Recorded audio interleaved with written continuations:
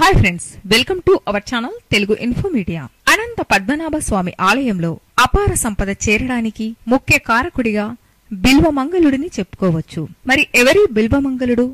బిల్వమంగళుడికి అనంత పద్మనాభ స్వామి ఆలయానికి గల సంబంధం ఏంటి? మరి ఒకప్పుడు మహాకాముకుడిగా ఎన్నో దుర్గుణాలకు బానిసగా ఉన్న బిల్వమంగళుడు మహాభక్తుడిగా ఎలా మారాడు అనే ఆసక్తికరమైన అంశాలను ఈ రోజు తెలుసుకుందాం.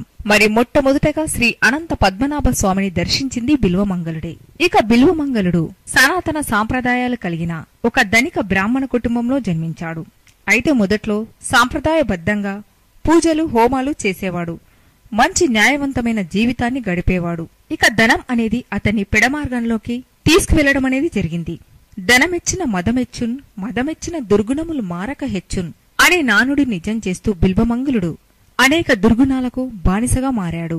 విపరీతమైన స్త్రీ వ్యామోహం, మద్యపానం లాంటి అలవాట్లతో అతడు ఎంతో మంది వేశ్యలతో సంబంధాలు ఉన్నప్పటికీ అతడికి చింతామణి అనే అత్యంత అందమైన స్త్రీపై విపరీతమైన వ్యామోహం అనేది ఉండేది. మరి ఎన్నోసార్లు ఆమెతో గడిపిన ఆమెపై అతడికి మోజు అనేది తగ్గలేదు. ఆంధ్రాలో చింతామణి నాటకం అనేది ఎంతో ప్రసిద్ధి చెందింది.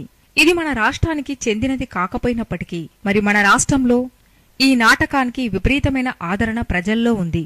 సో ఫ్రెండ్స్, ఇక అసలు విషయానికి వస్తే, ఇక ఇతడి విపరీత ప్రవర్తనతో మానసికంగా కృంగి కృషించిపోయిన అతడి తండ్రి మరణించడం అనేది జరుగుతుంది. ఇక బిల్వమంగళుని అడ్డుకునేవారే లేకుండా పోయారు.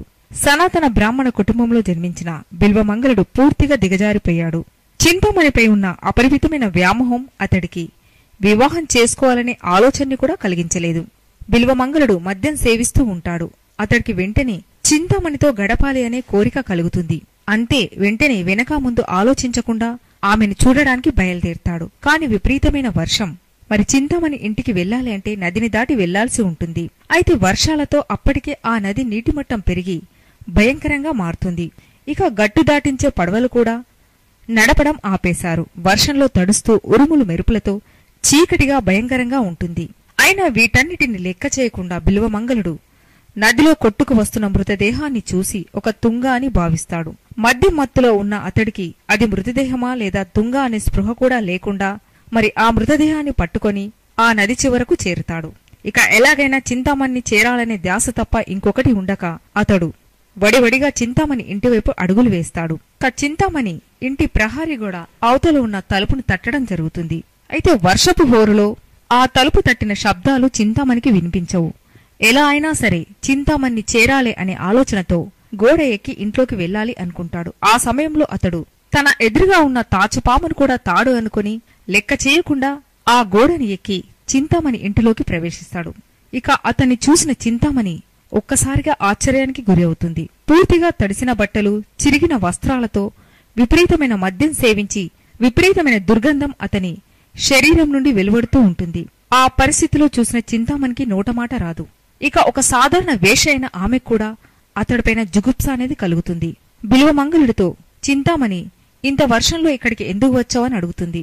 నిన్ను వదిలి నేను ఉండలేకపోతున్నాను, అందుకే వర్షాన్ని కూడా లెక్క చేయకుండా వచ్చాను అని సమాధానమిస్తాడు. అప్పుడు చింతామణి, నాపై ఉన్న వ్యామోహం అనేది ఆ శ్రీకృష్ణుడి పైన ఉంచితే నీ జీవితమని ధన్యమయ్యేది అని అసహ్యంగా అతన్ని చూస్తూ అన్న మాటలు చింతామణి చూసిన చూపులకు ఒక్కసారిగా బిల్వమంగళుడికి స్పృహలోకి వచ్చినట్టు అవుతుంది. వెంటనే అతడికి గత జన్మ జ్ఞాపకం రావడంతో అతడు గత జన్మలో ఒక భక్తుడని మరి ఆ జన్మలో అతడికి మోక్షం లభించక తిరిగి జన్మించడం జరిగిందని అనే అంశం అతడికి గుర్తుకు వస్తుంది. చింతామణిని వదిలి అతడు ద్వారకావనంలో శ్రీకృష్ణుని ఆరాధిస్తూ తన జీవితానికి మోక్షాన్ని పొందాలి అనుకుంటాడు. ఆ ద్వారకావనంలో అతడు ఒకరోజు ఒక అందమైన బ్రాహ్మణ మహిళను చూస్తాడు. అంతే, అంతకాలం అతడిలో ఉన్న స్త్రీ వ్యామోహం అనేది ఒక్కసారిగా బుసలు కొడుతుంది. ఇక అతడి కళ్ళు ఆమె అందం కోసం ఆరాటపడి ఆమెని అనుసరిస్తూ వెళ్తాడు. ఆమె కొంత దూరం వెళ్ళాక ఒక ఇంటిలోకి ప్రవేశిస్తుంది. అక్కడ ఆమె తన భర్తతో ఒక వ్యక్తి తనను వెంబడిస్తూ వస్తున్నాడని, తమ గుమ్మం ముందే ఉన్నాడని చెప్తుంది. అప్పుడు ఆ బ్రాహ్మణుడు బయటికి వచ్చి బిల్వమంగళుణ్ణి చూసి అతని సాదరంగా ఆహ్వానించి ఇంటిలోకి తీసుకెళ్తాడు. ఆ తర్వాత అతడి గురించి అన్ని వివరాలను అడగడం జరుగుతుంది. ఇక బిల్వమంగళుడు తన గురించి పూర్తి వివరాలను చెప్తాడు. అంతేకాకుండా తాను అతడి భార్య అందాన్ని చూసి మైమర్చిపోయి ఆమెను మోహించి ఆమెను వెంబడిస్తూ వారి ఇంటికి వచ్చానన్న విషయాన్ని నిర్మోహమాటంగా చెప్తాడు. ఆ తర్వాత ఆ బ్రాహ్మణుడు అతడికి భోజనం వడ్డించి బిల్వమంగళ, నా భార్య అందం నీకు అంతగా నచ్చిందా? నీ దృష్టిలో అందమైన స్త్రీని మించింది ఏమీ లేదా? ఆ శ్రీకృష్ణునిపైన ఉన్న వ్యామోహం కంటే నీకు స్త్రీలపైన ఉండే వ్యామోహం ఎక్కువ ఆనందాన్ని ఇస్తుందా అని అంటాడు. ఆ తర్వాత ఆ బ్రాహ్మణుడు, ఈ రోజు రాత్రికి నువ్వు నా భార్యతో సకల సుఖాలను పొందవచ్చు అంటాడు. అతడి మాటలకు ఆశ్చర్యపోతాడు బిల్వమంగళుడు. ఒక భర్త స్వయంగా తన భార్యని పరాయి వ్యక్తికి అప్పగించడం అతడికి నోటమాట రాకుండా అవుతుంది. ఇక ఆ తర్వాత ఆ బ్రాహ్మణుడు తన భార్యకి ఈ విషయం చెప్పి ఎలాగైనా అతడికి కనువిప్పు కలిగించాలి అంటాడు. అందుకు అతడి భార్యను ఒప్పించడం జరుగుతుంది. ఆ తర్వాత రాత్రిపూట బిల్వమంగళుడికి భోజనాన్ని సమకూర్చి ఆ తర్వాత బిల్వమంగళుడి భార్య అతడి గదిలోకి వెళ్లడం జరుగుతుంది. గదిలోకి వెళ్లిన బ్రాహ్మణుడి భార్య, నా భర్త ఆజ్ఞ ప్రకారం నీ కోరిక తీరుస్తాను. అయితే నా భర్తను తప్ప వేరే ఇతరులను నేను ఏ రకంగానూ ఊహించుకోలేను. నువ్వు నా దృష్టిలో నా బిడ్డలాంటి వాడవు అని అంటుంది ఆ బ్రాహ్మణ మహిళ. అంతే ఒక్కసారిగా బిల్వమంగళుడికి చెంపపై చెల్లుమని కొట్టినట్టుగా అనిపిస్తుంది. ఇక ఆమె మాటలకి బ్రాహ్మణుడి యొక్క వ్యక్తిత్వాన్ని తలుచుకున్న బిల్వమంగళుడు సిగ్గుతో అపరాధ భావంతో మునిగిపోతాడు. అమ్మా, నేను మహాపాపిష్టిని. కామవాంఛతో కళ్ళు మూసుకుపోయి మంచి చెడులు ఆలోచించకుండా విచక్షణ లేకుండా నీ పొందు కోరాను అంటూ ఆమె జడులో పిన్నులు తీసుకుని కళ్ళల్లో గుచ్చుకుంటాడు. అంతే అతడి కళ్ళ నుండి రక్తం అనేది స్రవిస్తూ ఉంటుంది. ఇక ఆ తర్వాత ఆమె ఆ గది నుండి బయటికి రావడం జరుగుతుంది. జరిగింది తెలుసుకుని బ్రాహ్మణుడు, బిల్వమంగళ, ఇంత పని చేశావా? అప్పుడు బిల్వమంగళుడు ఆ బ్రాహ్మణుని చూసి, నేను మహాపాపిష్టిని. నా ఈ కళ్ళు ఉండబట్టే కదా పరస్త్రీలపై వ్యామోహాన్ని పెంచుకుంటున్నాను. ఈ కళ్ళే లేకుంటే నేను పరస్త్రీలను చూడను, వారి వైపు నా మనసు వెళ్లదు, వారిని మోహించడం అనేది జరగదు అంటాడు.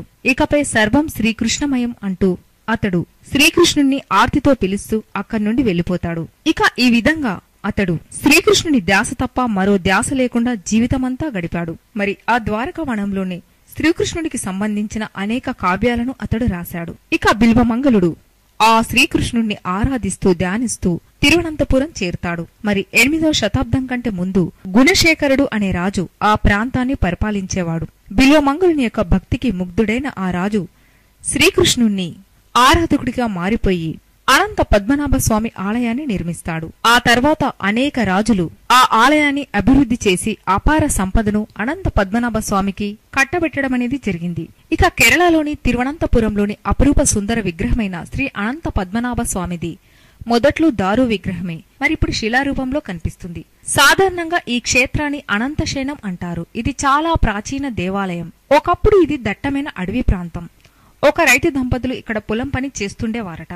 వారికి ఒక రోజున ఒక చెట్టు కింద ఏడుస్తున్న పసిబాలుడు కనిపిస్తాడు. మరి ఆ బాలుడికి పాలను తాగించి నిద్రపుచ్చి పొలం పనిలోకి వెళ్లిపోతారు ఆ దంపతులు. తిరిగి వచ్చేసరికి ఆ బాలుడి తలపై 5 తలల నాగుపాము ఎండ తగలకుండా కాపల కాయడం చూసి విస్తుపోయిన ఆ దంపతులు విష్ణుమూర్తి స్వరూపంగా భావించి ఇంటికి తీసుకువెళ్లి పెంచడం అనేది జరుగుతుంది. అక్కడ ఒక ముని తపస్సు చేసేవాడు. ఇక ఆ తర్వాత ఆ బాలుడు అక్కడ తపస్సు చేసుకునే ఒక ముని దగ్గర ఉండటానికి ఇష్టపడతాడు. మరి ఆ బాలుడు ఆ మునిని తాను ఏమి చేసినా ఏమి అనకూడదనే షరతును విధిస్తాడు.